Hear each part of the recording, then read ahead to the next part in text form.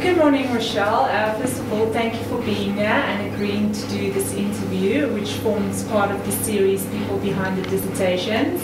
And the aim of this project is just to get a feel for what goes into writing a dissertation and everything that goes into it in order to produce the final product, all the emotions, all the tears, all the anxiety attacks, maybe suicidal thoughts, you never know, because people they see the dissertation on the shelf in the library and they're not aware that it's actually a huge chunk of someone's life that went into, starting from coming up with a topic to handing in the final product. So that's what the main aim of the interview will be. And in order to start off, maybe you can just introduce yourself and tell us a little bit about yourself, who you are, where you're from. Okay, Ruchelle. I've stayed in Pretoria my whole life. I started studying psychology, and then I went on to do my honours, and then I started the MAR course, and this is where I am today. More. Lovely. So can you I'm always fascinated, because I study psychology myself, what was the interest for you? Why did you even decide I'm going to study psychology? I think for me, my academic career started off with, I always remember I wanted to study, and I always had a very huge interest in people, and so psychology always attracted me. I also, maybe watched too much CSI or something. But yes, I think that's when my interest started. It started also, like most people with psychology, like I wanted to be a clinical therapist and everything like that. But I think as I started progressing, and I think more in my honours year, I kind of figured out that clinical is maybe not specifically good for my personality or my interest range. And then I started with, then I applied for the MAR course and I got in, and then I decided to study. Okay. Yeah, it's interesting. I don't know, when a lot of people, when they decide they want to study psychology, and they're often not many people are not aware that there's even a research option. When did this present itself to you, or were you always aware of it? Interestingly enough, our one lecturer was she actually works in research. She's a psychologist, and she gave us qualitative research methods. And by her stories and the things that she told us, I actually only realized that there is a research avenue that you can do with psychology. And that kind of more, like triggered my interest and stuff like that. I also think I always did kind of well in research, so I think that also made it easier for me to decide to go into research. But I think it's very true what you say. I remember in our second and third year, we're like, why do we have to do this research courses or subjects? But only later on you obviously realize the value of it. And then you're actually glad, because that's when you realize, thank you, researchers. I don't see myself as a clinical psychologist. Yes. Oh, just quickly, you said then you decided to go into research, and then the MAR course. Can you maybe just tell us a little bit about your experience in terms of the MAR course? When I did my MAR course, it was still a little bit more new to the university, so I think it was, they were trial and erroring a bit, but it was also a good experience in that type of sense. And what I also appreciated of the MAR course was it was very self-learning, and you kind of almost have to go out and gain your own knowledge, and I thought that was a very good thing, because it trains you as a person that life isn't just gonna happen for you, and you're not always gonna get spoon-fed and stuff like that. So I think in that sense it had a very good personal growth side to it as well. Okay. Alright, so your dissertation topic, discursive representations of femininity in a contemporary women's magazine, a social constructionist approach. Lovely topic. First of all, let's start with, how did you get to the topic? I think the topic part of my dissertation was for me the hardest part, because I don't think at that time I really had an idea what, you know, my focus was or where my interest specifically lies. And I started just reading a lot of journals and things, but it also comes from a very personal experience. I think, you know, while I was reading a lot of women's magazines, and I was thinking to myself, but, you know, there's so many contradictions almost, and, you know, sometimes they instruct women to be a certain way, and I didn't necessarily agree with it. And I thought, well, this is actually something that I would like to research from a psychological perspective. And in terms of that, I started reading a lot of journal articles and, you know, to try and just like position myself within the literature. And that's actually how I came across my topic. But it took a long time. Okay, so it was you, one of those people that like to buy the Cosmo every month. Yes. And so it originated from that. Yes. So from a personal point of view. And then in terms of the coming up with, okay, you said it took a long time to eventually get to your topic, and then, you know, there's this whole qualitative, quantitative thing. Did you, when you decided, okay, now you have your topic, now that's fantastic, I've read a lot of articles, how did you find the process of actually deciding how to go about? Yes, I think that is also very valid. And obviously with your topic, your methodology has to obviously be aligned with that. But first, I actually started off with doing a Q methodology approach. A Q methodology? Yes. Can you just explain a little bit? I'm still not 100% sure how it works. But basically, it's a quantitative measure that you use where you give certain weights to certain types of content analysis type of, you know, situations. And then there's this whole process, and there's lots of, you know, what do you call it, like mathematical equations of how you work this out. But then it didn't really resonate with my topic at the end of the day, and I came across discourse analysis. And it also gives a more critical analysis of, you know, what you're doing and or what's setting the discourse or the text. And that's why I decided to go with that, which is obviously a more qualitative method. Okay, so at the beginning, were you thinking you wanted to do a qualitative study because it was maybe easier, as a lot of people think, or? No, I actually wanted to do quantitative because I think that's easier. Yeah. Yes, no. So, but then it didn't work out for you. But I am more a qualitative researcher anyway. Yeah, so it obviously was the better choice for me. Okay, so we know that once we've selected our topics, we need to find a supervisor. Yes. That's also part of the MARC course. Can you tell us a little bit about that experience?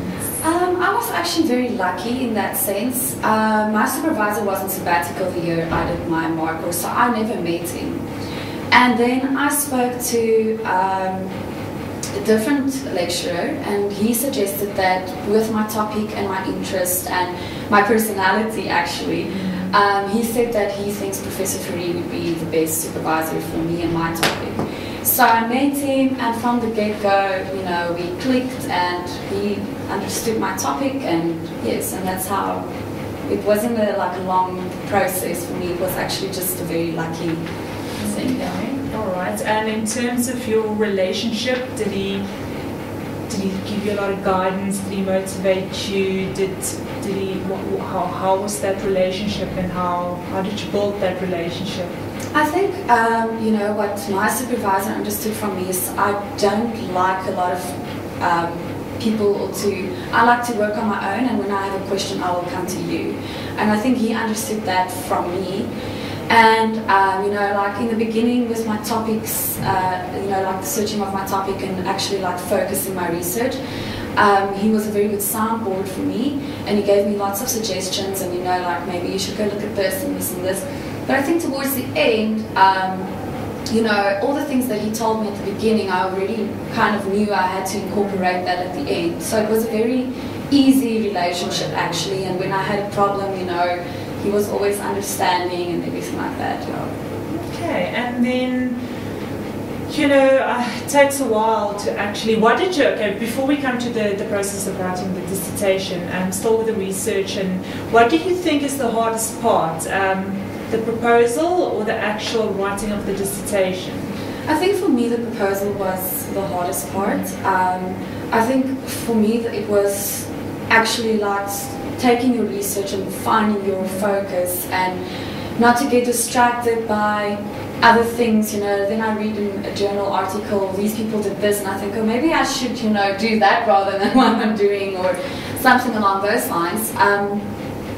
But yes, for me my proposal was my hardest part, because that was the part where I had to, you know, design my research question, focus on my study, and yeah, for me that was the hardest part. Okay, and then once it got approved, how did you experience that? Okay, it's now approved, I can go on and... Well, it was approved, and I started with, you know, like my literature review and everything like that. And I think as I went through all these processes and, you know, started reading a lot more on my topic, I also started to almost adjust my research a bit, just to make it more, once again, more focused. Yeah. Okay. All right, so the actual topic, discursive representations of femininity in contemporary women's magazines, social constructionist approach. Can you just maybe unpack that a little bit for us? Discursive representations, social constructionism. Okay, well, how I understand it. You know, our social realities are constructed within our language use. And within that, we speak to each other in discourses, basically, which are like, you know, like norms and, you know, accepted ways of being and so on. And from that part, where I brought in magazines was because the media plays such a big role in how discourses are constructed, and it not only constructs discourses but it also maintains them. And so from that point of view, I wanted to go look at, you know, I specifically wanted to focus on femininity because it's such an important concept or self-concept, or, you know, that's how we construct our identities as well. So I wanted to go look at that, and what I found was that magazines, or particularly that specific magazine that I focused on, it constructs femininity, but in a very opposing and almost in a bipolar way, where you know, you are expected to be a certain way, but then yet the magazine also constructs femininity in the exact opposite way. So that was just that's where my interest was. At the end of my study, I actually argue that it's not a bad or a good thing. It's both, actually, and where it's a good thing that there are competing discourses of femininity and so forth, because it opens up a bigger platform for women to negotiate their identities. So, you know, in terms of black femininities and lesbian identities, that's not really forthcoming, but magazines can offer that platform, and it will make those identities more acceptable because it will become part of discourse. So yes. Okay, from that, it sounds like, as you said, it's a very personal thing. Yes. So what is femininity for you? Femininity for me is that I like being a woman, but I am also, in one sense, I'm a feminist, but on the other side, I'm also not. You know, so that's, for me, I know I don't fit into a normal ideal of what a female is, you know. I don't fit into that very stereotypical ways of thinking, but I also do, in a way. So yes, it is a very personal thing for me, because I also, maybe out of my experiences, I maybe rebelled against those norms, and yeah, so I don't know, there's either the one or the other, there's no articles on the in-between. Yes. Okay. Alright, so writing the dissertation, now you have your proposal, it's been approved. to start off with, can you just give us a broad, maybe, overview of your experience with your dissertation writing? How do you mean? Like the actual writing, or? Yeah, just the process. I mean, where do you start? I think you start with... Did you have a plan? I did have a plan, you know, like a broad mind map type of thing. And then basically for me it was just to find the literature that goes with my structure of how I envisioned my dissertation. But you can't put it in stone because obviously you can't make it work. If the research doesn't support it, then you can't really but just to have I had an overall structure of how I thought it should look like. It did change eventually a lot, actually. Yes, the writing part was not the bigger problem for me. It was actually the part I enjoyed the most. Especially, I enjoyed the writing of the findings and the discussion of the findings the most. That was my favorite part of my dissertation. And interestingly enough, it also took me the shortest while.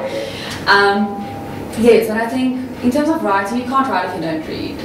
You have to read a lot, and maybe because my topic wasn't just from a psychological perspective, but it also had media components. I had to read a lot about other things from different disciplines and stuff like that. So it's about just reading, and yes, and you also get to a point where you think you will never be able to understand this topic ever. And a lot of people just tell me that you have to continue reading, and just one day, it just clicks, and then it's easier. So you mentioned that you have to read, and so in terms of your personal life, I mean, I've heard that doing your actual dissertation can sometimes become very isolating. So now in terms of your personal life, how did this affect maybe your relationships with other people? I think that I was very lucky. I have a very good support system. I know that some of my friends did get a little bit agitated when I have to tell them I'm sorry, I have to study. But I did aim to, almost make incentives for myself and say, if I have completed this by this day, I can, go for a movie or a glass of wine or whatever like that. Because, you do have to have a balance still. You will go crazy if you only work on your dissertation 24/7. I don't think it had a very big impact on my relationships. I also have a lot of friends that do study psychology or studied psychology with me, so they were also nice soundboards to have. I also have a lot of friends that work in media and journalism, so they could give me that other perspective.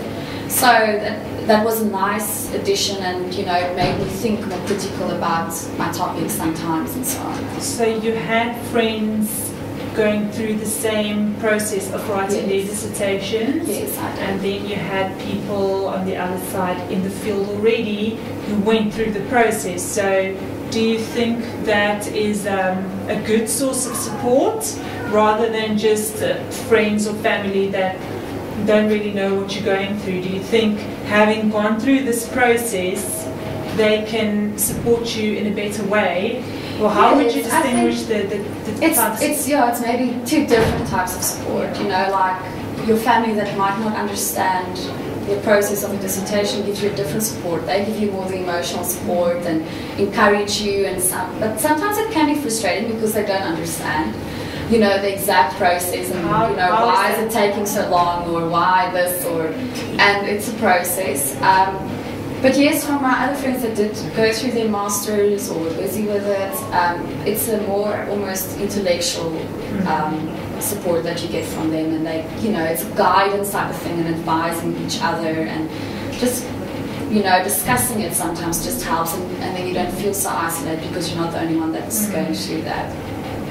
And they say to people, do not enter a relationship, get married, or any of those things while you're busy doing your dissertation.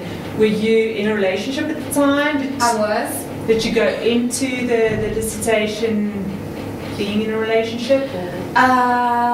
Yes, I did, but the other person, he also did his MBA, so okay. It was two types of courses that should not match. Why do you say that? No, I'm kidding. No, actually, in terms of the relationship I had at the time, and maybe it's once again because we both were going through this process, it was more supportive and we understood each other's, time that needed to be apart and everything like that. So that was alright. For me personally, my dissertation did not have an impact on my relationship, but it might differ for other people. But you said some of the friends sometimes got a bit irritated when they invited you out for a drink. Yes. Sorry, you didn't read. Yes, no, they do, but they were also very supportive. And I have to give them all credit. So tell us, in terms of the writing, did you work a little bit each day, or did you just sit down for a weekend, or how did you structure the whole getting through everything? My first year, when I started my internship, was difficult. I really did not have time to focus on it, and I always planned to do it over weekends. But when the weekend comes, you're tired and you don't, your focus isn't there. It takes you a while to get into that thinking again. So only after I ended my career or my job at the previous place I worked, I had more time to work and everything. So I tried to work during the day, or when I have an hour here or an hour there. That's how I tried to work. And then Sundays was my complete study day. Okay. But I think what I had to learn was not only my time management, but how I structure my time according to what I want to achieve that day.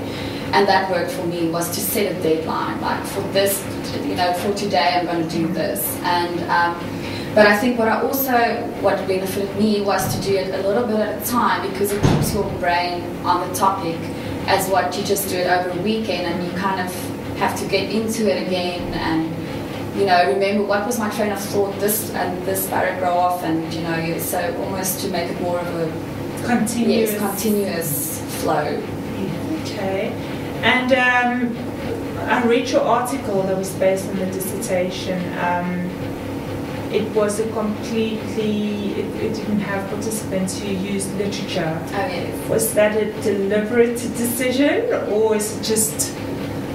Initially, I actually wanted to have participants, but I got a lot of critique in my proposal for it, because it didn't make sense in terms of how do I measure what I'm trying to measure, because I'm going to measure perceptions, and I can't really measure behavior because of a magazine article or something like that. So eventually, that is why I decided to focus on text specifically instead of participants.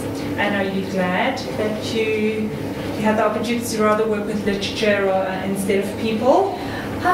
I think it was more time consuming to work with just text, because it's you have to almost filter through the text that does not make sense. So I had to go read anyway.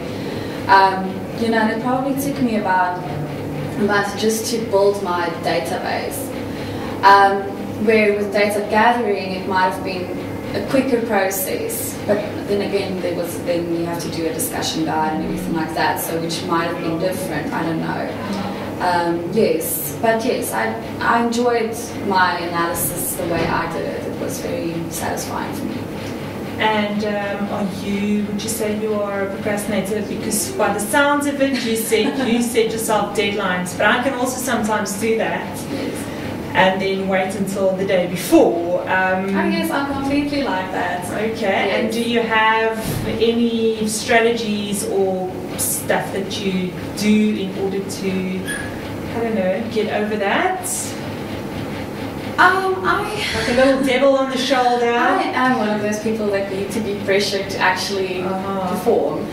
But I think at the end I did manage to understand, like, okay, Ruchelle, I work in this type of way, so I have to make deadlines to pressure myself. But that was also the other thing that worked for me, was to say, okay, from 3 to 5 today, I'm just going to focus on my dissertation. and to commit to that worked for me. And what if you didn't feel like, from 3 to 5, 3 o'clock comes and you just feel, I do not want to do this right now? You have to, unfortunately. But sometimes if I did feel I did not want to write, I would rather just read then about my topic and stuff like that. Maybe, then I make notes like this is something important to remember, it's something important. So what you're saying is you set yourself time spaces within your schedule, and you, even if you didn't feel like it, you sat down and you just did something. Yes. Okay, and in terms of deadlines, I know when I have to set deadlines, I can very easily, if it's like we know the proposal, it's ours. No one is going to push you to do it. Sometimes I consider deadline, but then I should just move it. Did your supervisor play a role in helping you? Okay. I think maybe my supervisor should have been a little bit more, what's the word, like push me a little bit more, but that's not his job. But I think, yes, at the end it did play a big role because, there were certain career advantages for me if I complete my master's versus if I don't. So those type of things, which also, it's incentives at the end of the day. But yeah, no, he did play a role. He did write me emails and say, this is now time to hand in. Yeah, so, yeah. Right, and then in terms of... and maybe just to include that, we did set times when I had to submit my, this chapter to be submitted by this day. With your supervisor? Yes, with, like to him. Okay, so you said you did your intern and you didn't get much time to work on your dissertation then. So the following year, were you completely free? No, I did still. I still worked at the same company. I did really try to focus on it, but it was the same type of situation than when I did my internship, and then I was more senior, so I had more workload anyway. It's only after I think I resigned 2 years later, which I really started focusing on my dissertation and the writing and everything, and then I started looking at UNISA, which gave me a very good platform for academic writing because it's a very supportive system. Once again, you have people here that also work on their masters or their doctorates, so you get that support as well, and it's easy access. The library is around the corner. You have access to all the library material on the internet, so it's a very more supportive environment to complete a dissertation. And is that I had more time? Is that when you've done most of the? Yes. Okay, so when you were in the work, how did you balance your work life, your personal life, your family life, your personal space, and trying to do this dissertation? How did you balance? Did you cope? I don't know. I'll give you like all my secrets. Please, that's what we want. What I used to do is on a Sunday, my family will braai, and then I come there with my laptop and all my journal articles, and I sit there and type, and like have a little bit of chat here and there, and then I start typing again. That's what I did. Okay. Sounds crazy. It does. That way. If you can multitask, then why not? Yes, I don't know. I think we make time for everything. You kind of have to. And also, if you feel, sometimes I would feel, okay, I've achieved a lot now with this chapter, so I'm going to take the rest of the weekend off. That's not incentive for you. Yeah. It's also very important, otherwise you would just... Okay, and at times when you felt like, I can't do this, I cannot cope, did you ever feel like that? No, I didn't. Never ever? No. I think the proposal phase